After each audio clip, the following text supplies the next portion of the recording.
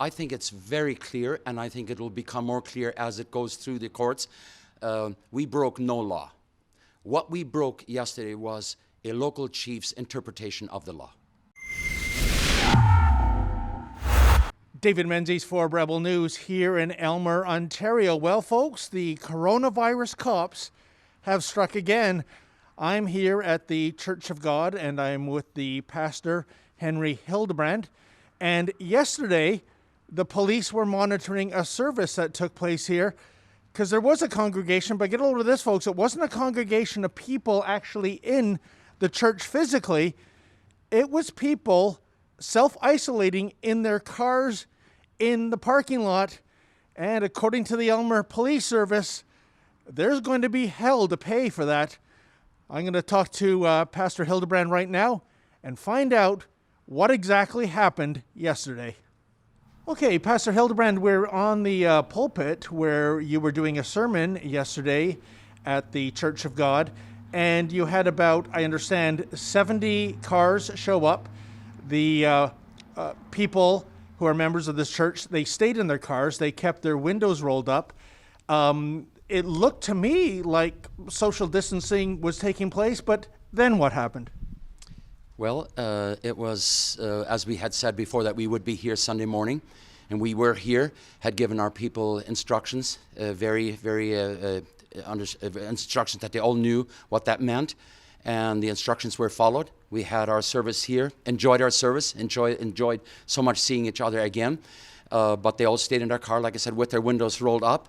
And, sir, what did the police say to you?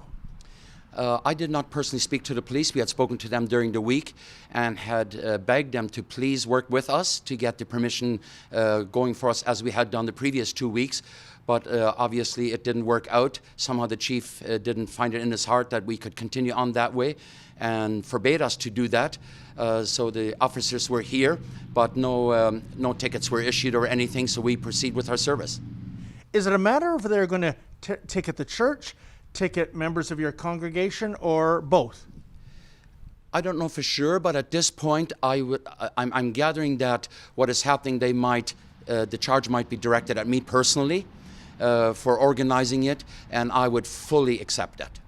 What was the crime? I'm looking at Ontario Regulation 52/20, and it's the one that drills down to you can't have more than 5 people at a religious gathering. I'm trying to figure out how there was any kind of potential for an unsafe situation here through the lens of the Corona-19 virus. I think it's very clear, and I think it will become more clear as it goes through the courts. We broke no law. What we broke yesterday was a local chief's interpretation of the law. I imagine it boils down to you personally getting an $880 ticket, although as I understand it, a corporation can be fined from $10,000 to $500,000, and the head of the corporation can face up to a year in jail. Do you have any idea, Pastor, what law enforcement is going to do in terms of the fining provision? So I have no idea what they will be doing, but I would like to say it like this. If my faith is not worth dying for, it's not worth living for. If my faith is not worth going to jail for, well, who am I? What kind of a pastor am I? I know what I believe. I know what I stand on, regardless of the consequences. So I have a lot of allies, but unfortunately, most of them are too afraid to stand up, and I don't blame them. I don't blame them. This is not something popular to do, to stand up for a pastor. I don't blame them. But I think, well, I know from the emails that I receive, from the text messages I get, I know how the people really feel. We're not asking for any special privileges. We're not asking for any special treatment. All I'm saying is, please treat me equal. Please give me the same privilege as the liquor store has.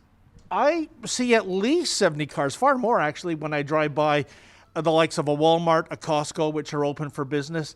And how is it so that that is allowed, and what you did yesterday is, the law enforcement's taking such a dim view of it? That's what the community and that's what the Canadian citizens want to know is, what happened? Why is that? Because it's just too obvious that something isn't right. Next Sunday, do you have another service planned? 10:30 this coming Sunday, Lord willing, if the Lord gives me life and breath, I'll be preaching from this platform. Can you please tell me what violation the Church of God was in that made officers go to the church on Sunday? Well, throughout this whole past week, we were taking a measured approach with the church, and specifically regarding the Emergency Management Civil Protection Act. Within that, there is a Schedule 1 of Ontario Regulation 5220, which specifies prohibiting gatherings of more than 5 persons for the purpose of religious services, rites, or ceremonies. And that's what the conversation we had with the church all week, last week, explaining what our position was, how those orders were interpreted by us in consultation with our Crown Attorney. We did have several talks back and forth with the organizers. However, they still chose to go ahead and have the service outdoors there on Sunday. Now, I know when I spoke to the pastor, sir, he was pointing out that if you went to a Walmart or a Costco, you'd see far more cars in the parking lot than what you saw in the Church of God parking lot. Is there some sort of difference, some sort of nuance in the law that would allow that and not allow the gathering of Sunday? Yeah, my understanding is if you look at a No Frills or some type of grocery store, in particular with the No Frills they refer to as just next to the church actually, it's deemed an essential service. So the same prohibition of the gathering of 5 persons or more it's not the same thing. We're not comparing apples to apples. The pastor says, God willing, he'll be doing a service next Sunday. What happens then? Well, we'll have to play that by ear as the week goes, and I don't have an answer for that. We'll have to see what happens on Sunday. Is there any concern that if people see law enforcement going after people that they deem to be no danger whatsoever during this day and age of the global pandemic, that there might be civil disobedience in the days and weeks to come, especially as the weather gets better, people are tired of being cooped up in their houses. I guess, is it worth sweating the small stuff, if you will? Well, our whole role throughout this process is to make sure that the emergency orders are adhered to by all our citizens, and they're in place to keep our community healthy and safe.